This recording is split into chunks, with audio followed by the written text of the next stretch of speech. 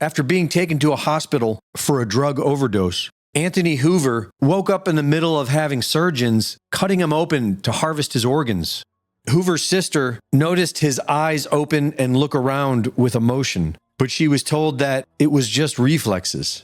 The staff told his family that Hoover had given permission for his organs to be donated and that he was declared to be brain dead. But according to a witness, he woke up, began thrashing around, crying, and making attempts to speak, which was ignored by doctors at first. An hour later, the doctors finally stopped because he was showing too many signs of life. Hoover is now recovering from these wounds. This is not an abnormal event. In the medical industry, there is a huge demand for living organs, which is why the term brain dead was invented.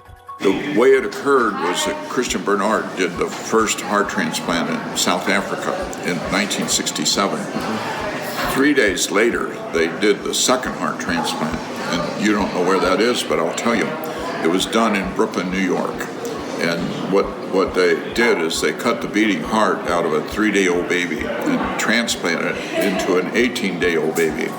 And at the end of their surgeries, a short time after the end of their surgeries, both of those babies were dead. It was illegal, it was immoral.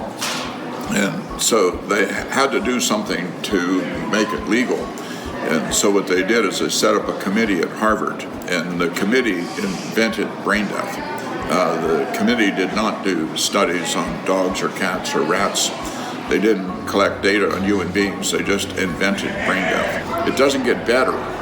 It keeps getting worse after that. Then a lot of people think that brain death means flat brainwaves.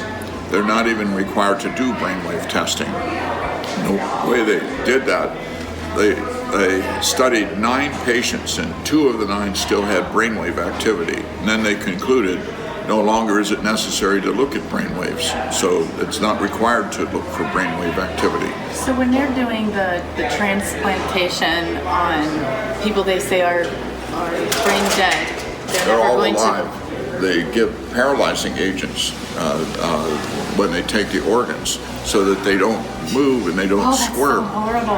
And even if they don't move and don't squirm, when they cut on them, their heart rate goes up and their blood pressure goes up, which is the response to pain. But they can't demonstrate that they have pain. Because they're paralyzed. They've medically paralyzed them. Yeah. So they can't respond by... Right. That's horrible. Horrible. And it gets really bad if you pay attention to it. Apparently, we are having a human organ shortage. The United States has a very severe organ shortage. Every year, there's over 100,000 people waiting for organs, and there's additions on a weekly basis to that list, and fewer people coming off the list.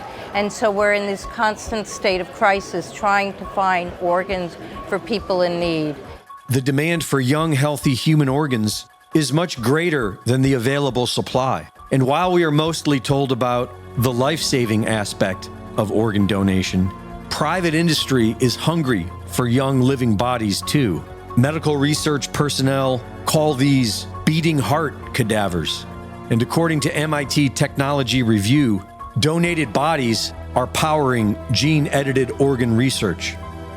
As more and more young people overdose on fentanyl, the human organ business gives thanks.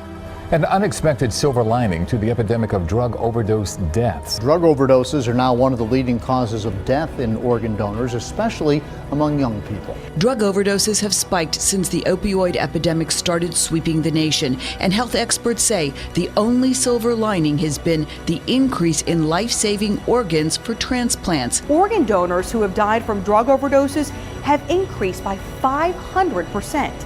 500%, that's huge. That's huge. A trend they really started to notice 4 years ago. Klassen said it started in New England, spread through Appalachia, then to the upper Midwest, now claiming the lives of those all across the country. Reporting for InfoWars, this is Greg Reese.